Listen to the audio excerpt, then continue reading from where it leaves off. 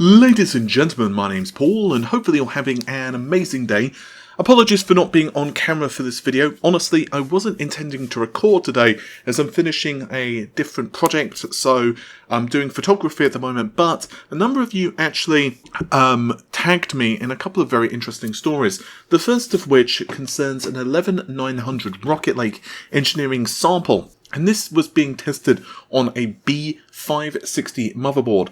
This information comes to us via Billy. I'll link their article in the video description, and it's actually pretty comprehensive in terms of giving us an overview of what we can expect from Intel's next generation processors. As a quick reminder, while the 500 series motherboards are apparently going to launch at CES 2021, we're going to have to wait a couple of months for Rocket Lake S CPUs to become available, which basically means that you're going to have a new motherboard, and the only thing you could really do is to, well, use the Skylake refresh of the 11th generation. Yes, that's right, Skylake is coming back, as I've already discussed before, but if you want to buy Rocket Lake, you're going to have to wait a little bit. But anyway, getting to this information here, while Rocket Lake will launch later, engineering samples are already doing the rounds, and we have an 11900, it's a non-K variant.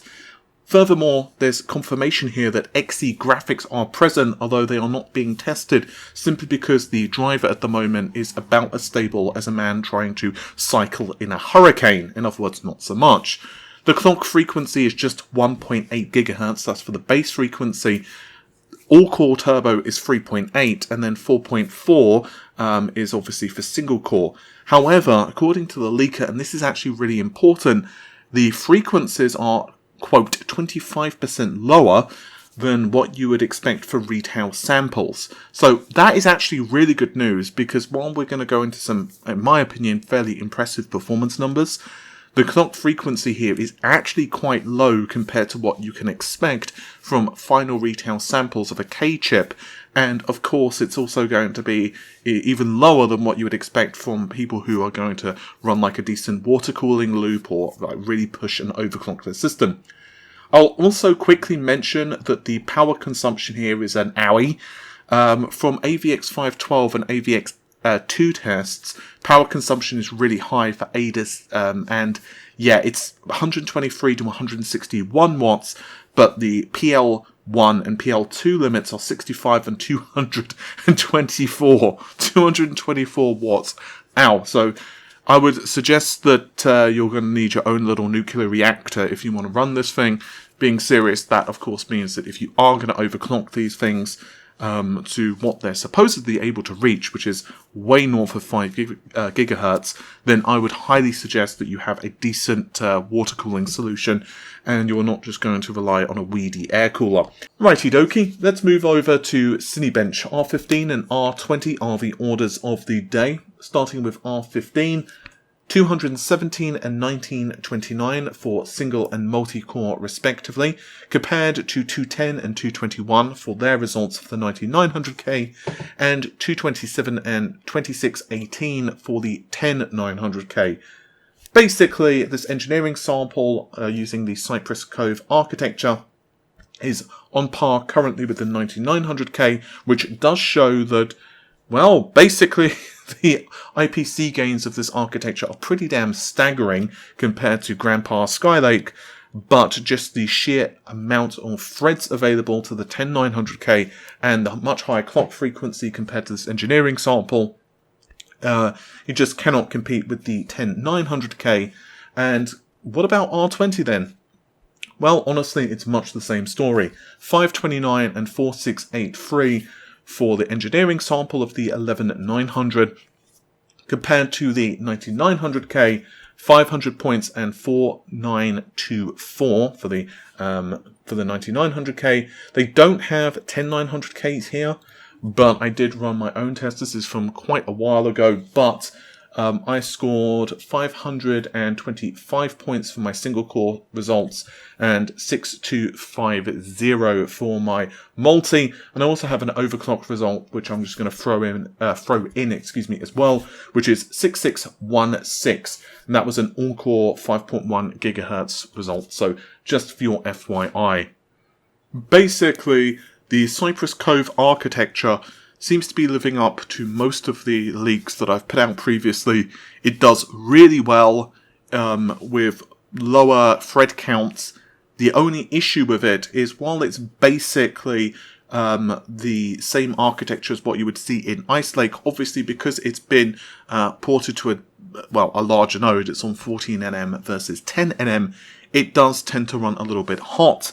And I think it's going to be a case of you really needing to decide what you want out of your system. I think gaming, Intel will have the advantage over AMD.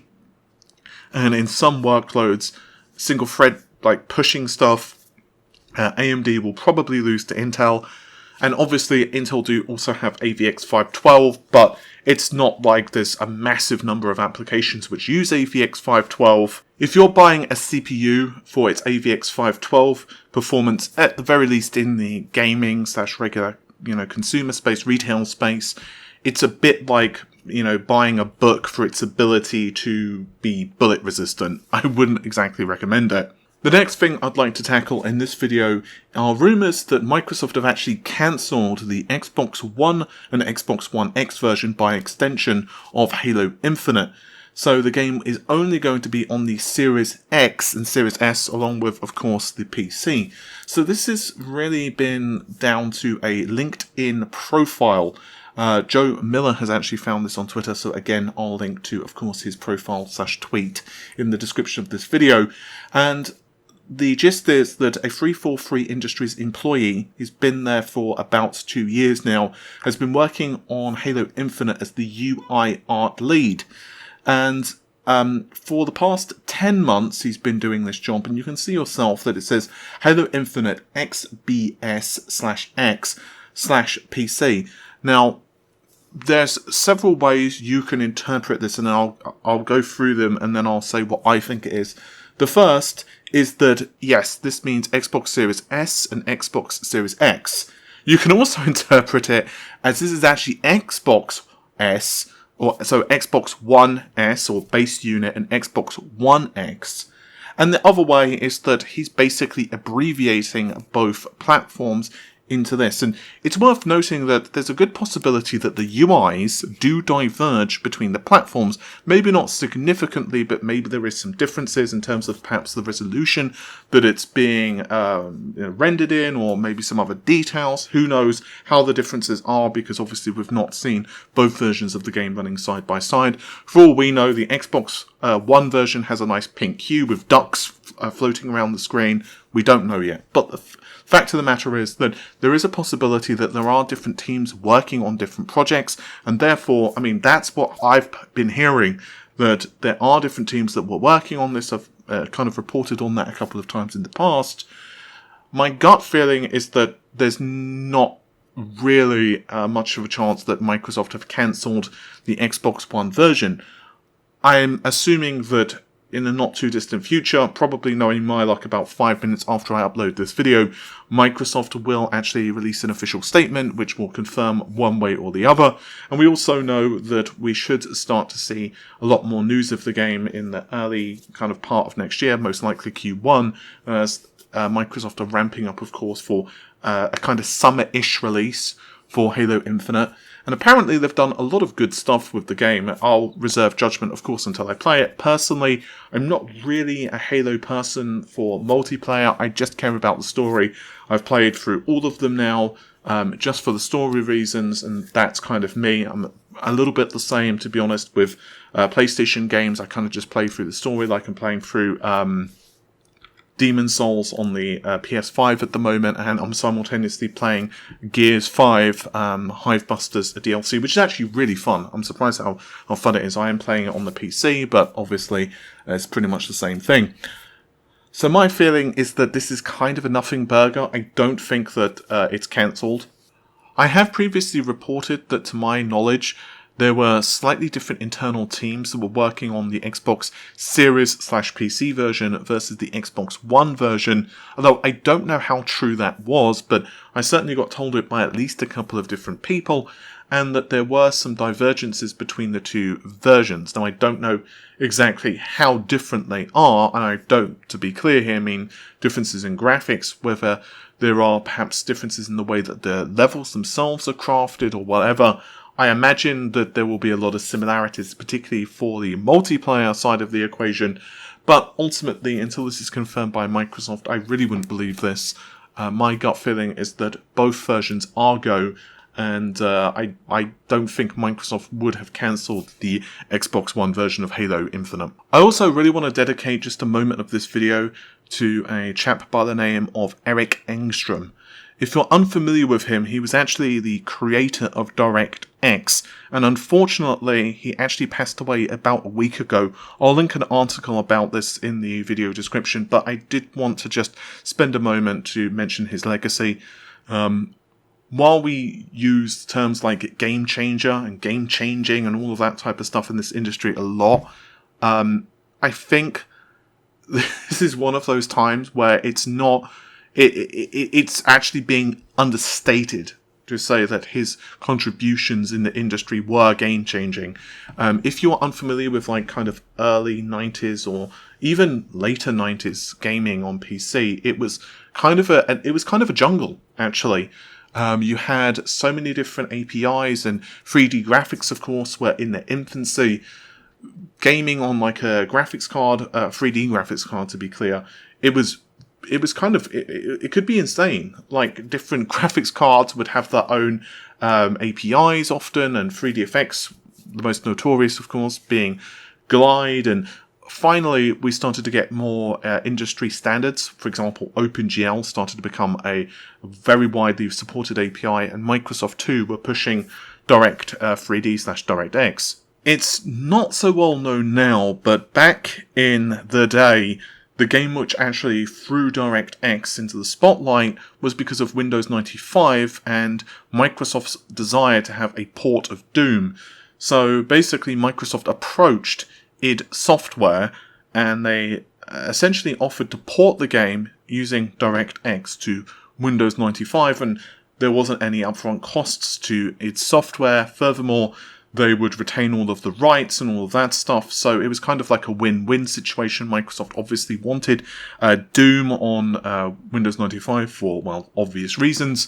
So, yeah, that was the game. That was the thing that just kickstarted everything. And now APIs are a lot more established, to put it mildly, with DirectX 12 Ultimate. Obviously, they supporting a whole myriad of different features with DirectX 12 Ultimate, and DX12, Vulkan, and so on have really revolutionized graphics, and now we're starting to see some insane stuff like hardware-based ray tracing becoming real-time. And honestly, graphics have just been... It's astounding, honestly, how graphics have just changed over the past 10 years, 20 years. If you haven't played an older game in a while, just, for example... kind of a late generation PS2 game or an early generation Xbox 360 game, you can kind of forget, actually, how much we have moved on in visual fidelity. So Eric has contributed so much to the industry, and I'm really sad that he passed away on the 1st of December, and this is from complications from an injury, and again, my condolences to anyone who is happening to listen to this who knew the man. I am incredibly grateful for all of his contributions, and of course, his work back then, well, directly impacts so much we know today. But on that sadder note, hopefully I will see you in another video. If you do want to subscribe, also make sure that you click the bell icon, because the land of YouTube is a fickle beast. But other than that, take care of yourselves, and also comment down below which is the first DirectX game that you played. Thanks very much. Take care of yourselves. Bye for now.